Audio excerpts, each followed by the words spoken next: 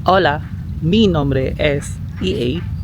Istika Yona, Ciudad Latina de Asia, Ciudad de Zamboanga.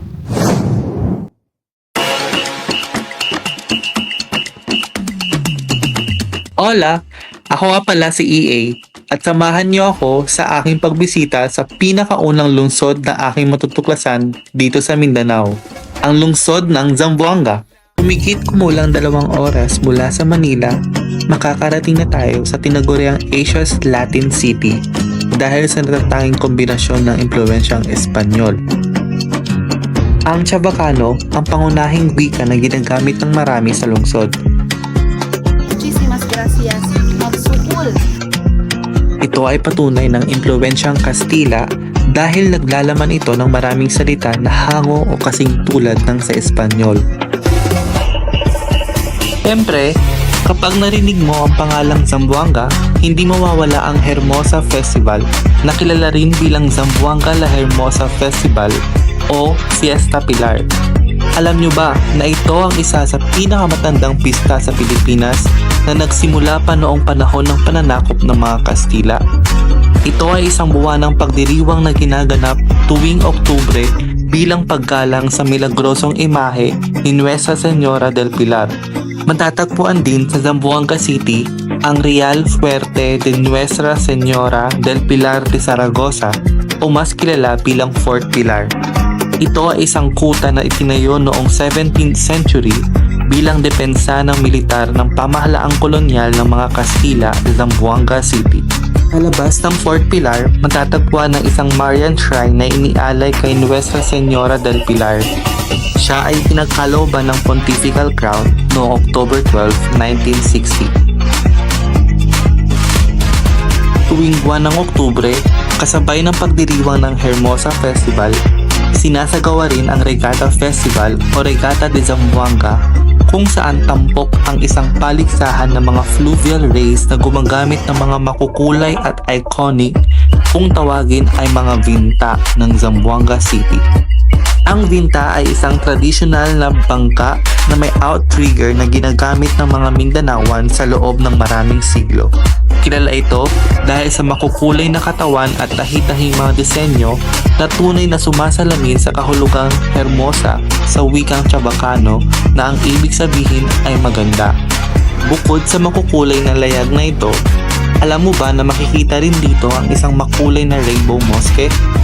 Ito ang Masjid Al-Islamiyya na matatagpuan sa Zamboanga City.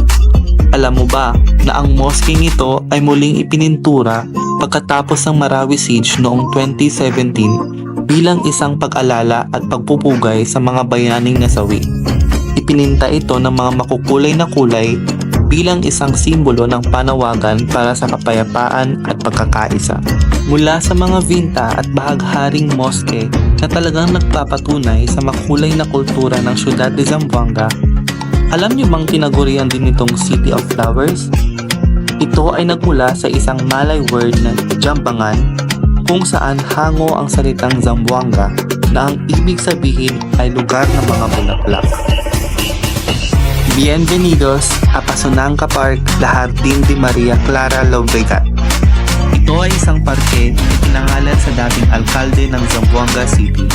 Bukod sa maganda at tahimik na paligid, ang parke ay puno ng mga bulaklak at iba't ibang uri ng paru-paro kung saan ito ay isang perpektong lugar para magpakalma at mag-relax dahil sa tahimik na kapaligiran at natural na tirahan nito. Mula dito, matatagpuan din ang El Museo de Zamboanga na naglalaman ng mga mahalagang collections, artifacts at mga memorabilia na may kahalagahan sa kasaysayan, lipunan at kultura ng Zamboanga. Totoo nga na ang Zamboanga City ay isang lugar na may malalim na kasaysayan at kultura na patuloy na ipinagdiriwang at pinahahalagahan.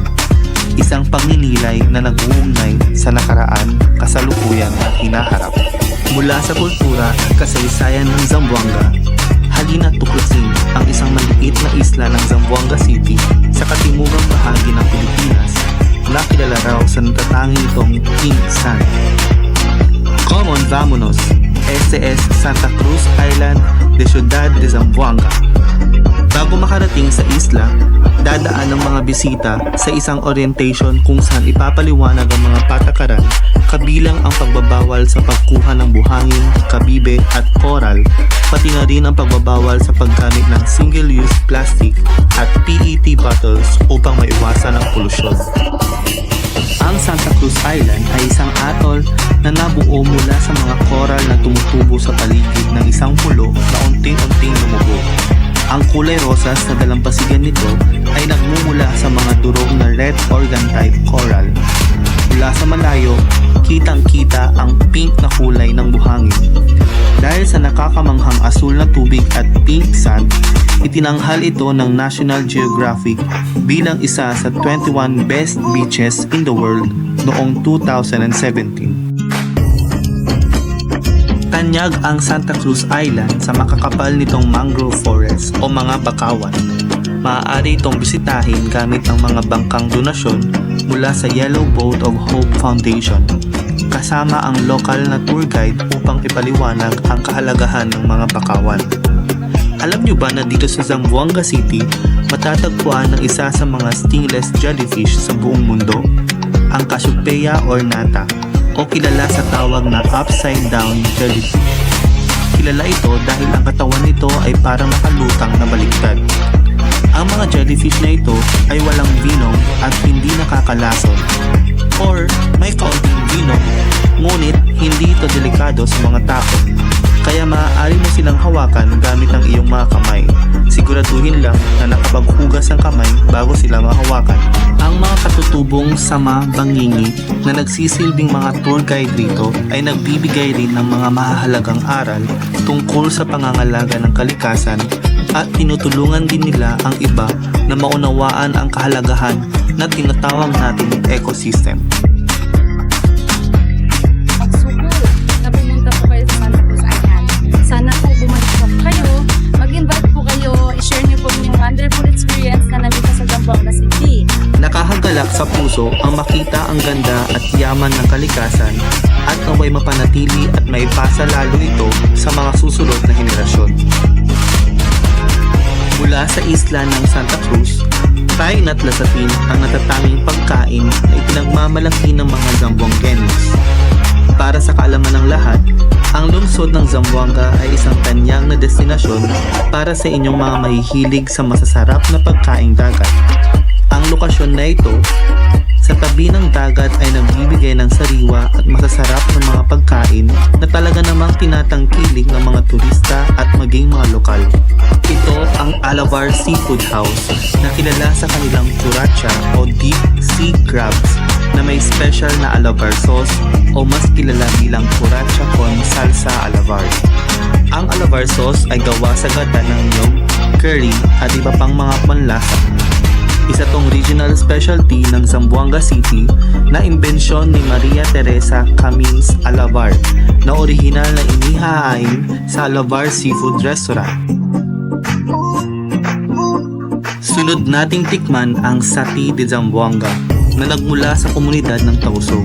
Ito ay isang popular na almusal sa Zamboanga na kadalasang halal upang matikman ng mga Muslim. Inihahain nito kasama ang sticky rice na niluto sa woven's coconut leaf.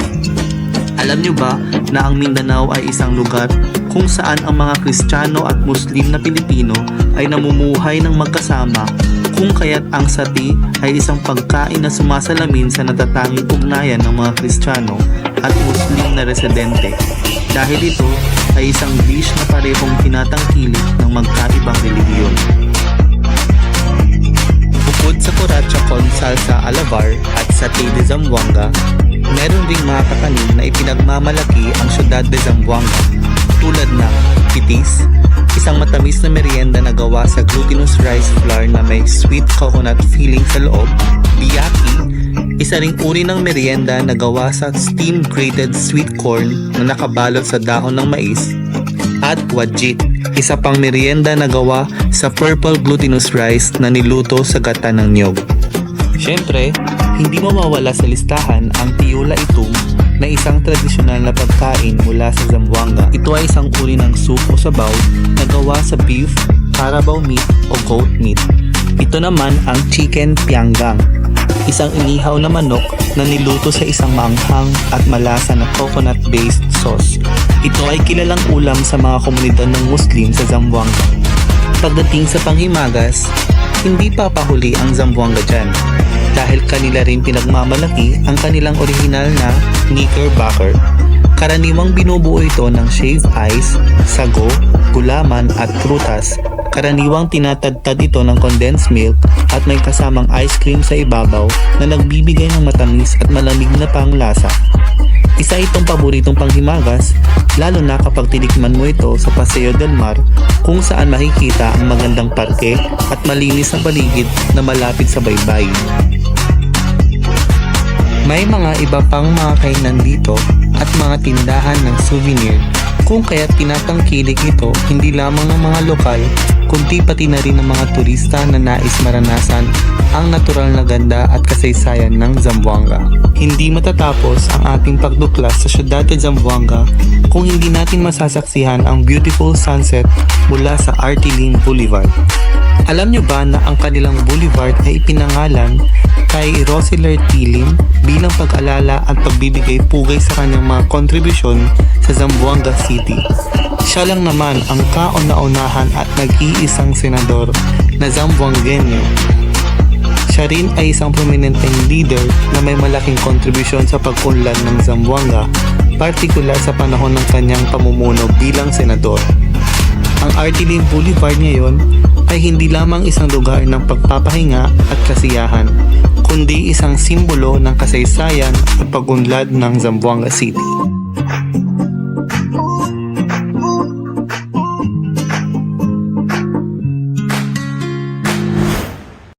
Welcome to our vlog! Hi!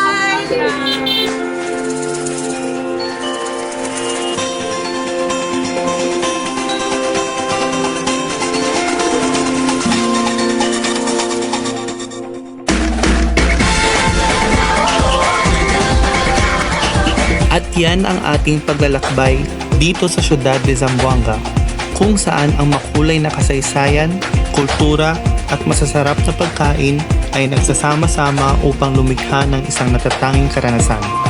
Mula sa mga makukulay na vinta hanggang sa kahanga-hangang mga puok at mga masasarap na pagkain, talagang isa itong lungsod na hindi mo dapat palampasin. Sana ay napamahal kayo sa Zamboanga tulad ng pagkakapamahal ko dito. Kung nagustuhan ninyo ang aming pagbisita, huwag kalimutang mag-subscribe at i-like ang video na ito. At syempre, kung may mga tanong kayo o gustong malaman patungkol sa Zamboanga, i-comment lang sa ibaba. Hanggang sa muli, ito si EA na nagsasabing, Adios y hasta pronto, Ciudad de Zamboanga!